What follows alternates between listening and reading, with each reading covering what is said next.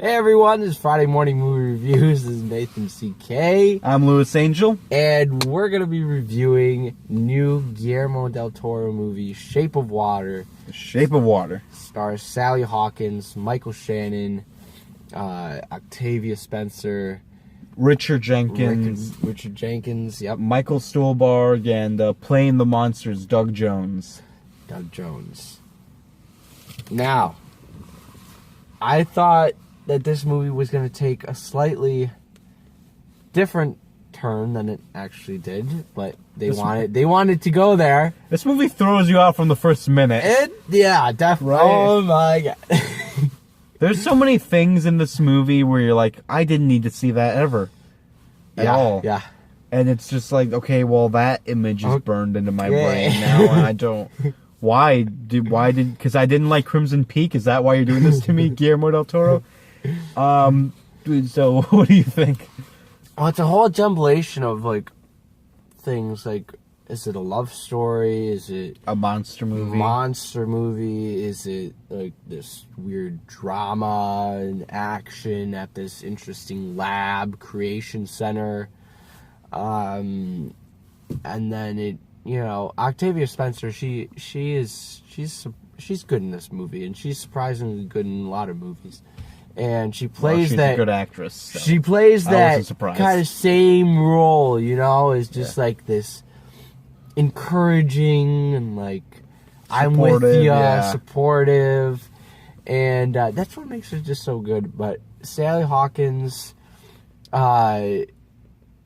she plays like this mute, but she's not deaf. No, she can hear what's going on, and so that makes her a little more she like she sees herself as incomplete.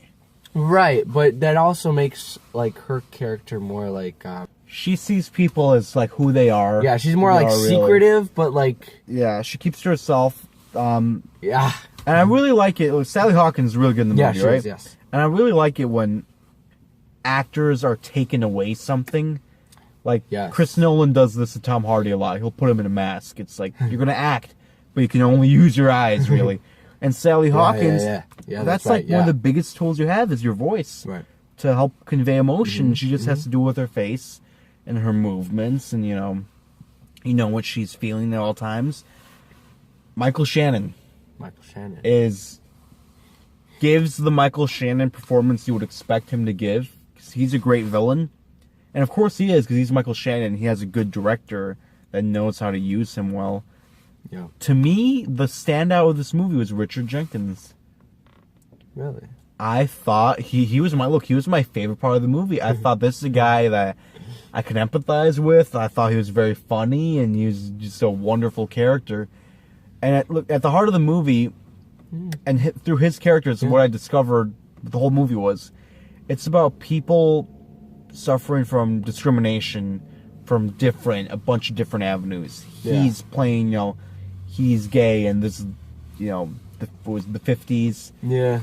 Octavia Spencer's black, and she's going through this, and the monster is being treated differently for being a monster, and Sally Hawkins is treated differently for being, mute.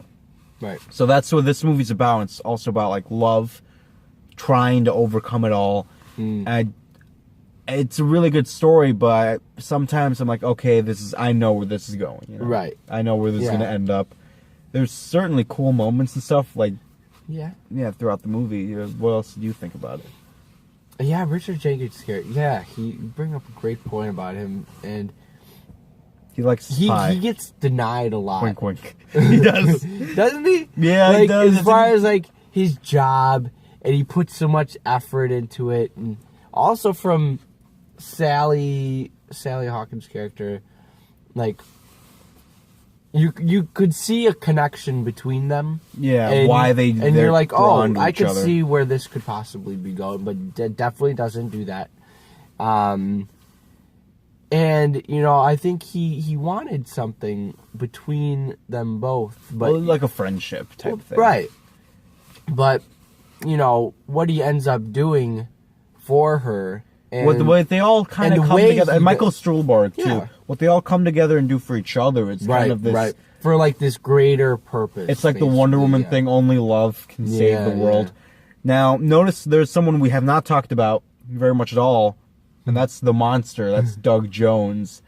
Because that's where the movie was kind of weaker for me. Right. Where I thought we were going to get this great love story, and I don't think the movie was nearly as romantic as maybe it should have been. Right. Yeah. I mean, you only see it. You make ties to the beginning and to the end. Don't you? Well, it's like this circle that comes back around. But I mean, and I found that I didn't miss Right. seeing it because I was so like happy seeing Richard Jenkins stuff or Michael Shannon. So I didn't miss seeing the monster. I was like, or the river god, whatever. So that part to me, and that's the draw of the movie, the relationship between Sally Hawkins and this creature. Aquaman. Yeah, a merman. But to me, and they sometimes they go places where like, okay, you went too far, or there are certain sequences where kind of like, what? It kind of takes you out of the movie a little bit, like the black and white scene in the movie. But it is a good movie. It's a well-told story. You can definitely tell it's Guillermo del Toro just from the look of everything. You're in his world, and he's playing with his toys, and you're just watching.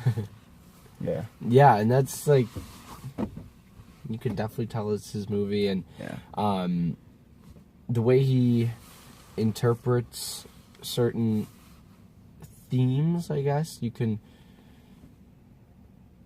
make it a little harder to relate to it, but, you know, it's still there, and, you know, just some parts are just, you know, like, they kind of, like, what, why? They're asking you to make a leap in logic, almost. Yeah, like, real, like, here, like look onto this. Yeah. Because I know. And you're like, I don't want to touch that. No, thank you. Yeah, but ultimately the movie, it didn't hit me as hard as I wanted it to. Just like I said, the love in it wasn't this incredible love story. It was more of a just it did not strike me how I thought it would strike. Yeah, definitely. All right, let's rate this thing. Rate it. Yeah.